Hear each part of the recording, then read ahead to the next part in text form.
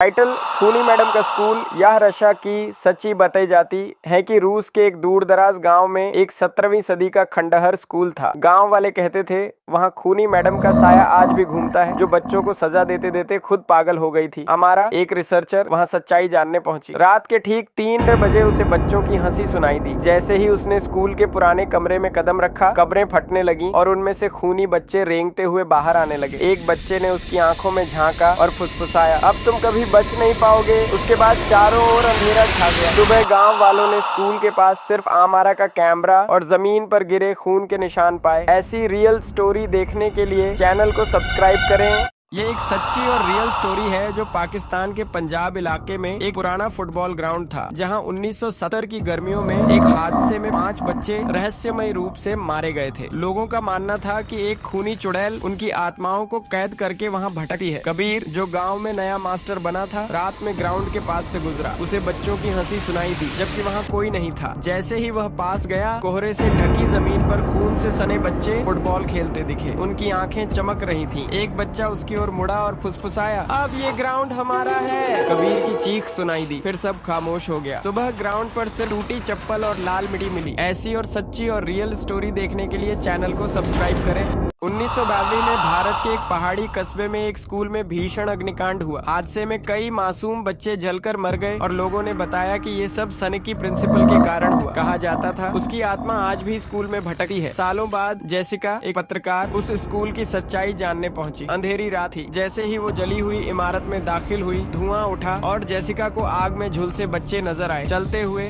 बिलखते हुए। फिर एक बच्चे ने उसकी ओर देखा और कहा, जाओ और हमारी सच्चाई दुनिया को बताओ। जेसिका घबरा गई, मगर कैमरा उठाया और बाहर भागी। अगले दिन उसकी रिपोर्ट ने पूरे देश को हिला दिया। ऐसी और रियलिस्टिक शॉर्ट हॉरर वीडियो देखने के लिए सब्सक्राइब करें। ये जापान की एक सच्ची कहानी है। एक जापान के प्यूरेन मेंटल असाइलम में 1986 से जुड़ी एक पुरानी दास्तान सच हो गई। लोग कहते थे कि वहाँ पागल और आटन के डॉक्टर का साया मंडराता है, लेकिन किसी ने उसका असली चेहरा नहीं देखा था। जब नेओमी, एक मेडिकल स्टूडेंट, रिसर्च के लिए वहाँ पहुंची तो उसने देखा कि दीवारों पर खून से नाम लिखे जा रहे थे, जिन्हें कोई नहीं लिख रहा था। कबाड़ खाने से चीखों की गूंज आई। सब कुछ समझने से पहले ही एक पुरानी मरीज की डायरी अपने आप खुल गई और लिखा था, मैं आजाद हूँ और अब तुम मेरी जगह लोगी। नेओमी की चीख गूंज उठी और फिर सब कुछ बदल गया। नेओमी का क्या बना होगा, आगे की स्टोरी देखने के लिए चैनल को सब्सक्राइब करें। ये एक सच्ची कहानी है जो अमेजन जंगल में एक आदिवासी गांव के पास एक पुरानी गुफा थी जिसे कोई नहीं छूता था। 1959 में फर्नांडो नामक शोधकर्ता उस गुफा के अंदर गया। गांव वालों ने कहा वो देवी की गुफा है, वहां सांप नहीं आत्माएं रहती हैं। गुफा के अंदर हर दीवार पर सांपों के चित्र थे, लेकिन असली सांप नहीं दिखे। जैसे ही उसने एक चमकदार पत्थर उठाया, सांपों की फुफकार पूरे गुफा में गूंज उठी। एक स्त्री आकृति जिसकी आंखें चमक रही थीं दिखाई दी। उसने कहा, मेरा श्राप जाग गया है। फर्नांडो के शव के पास सिर्फ एक चीज मिली, सांप की खाल में लिपटा उसका कैमरा। ऐसी और सच्ची हॉरर कहानी देखने के लिए चैनल को सब्सक्राइब करें।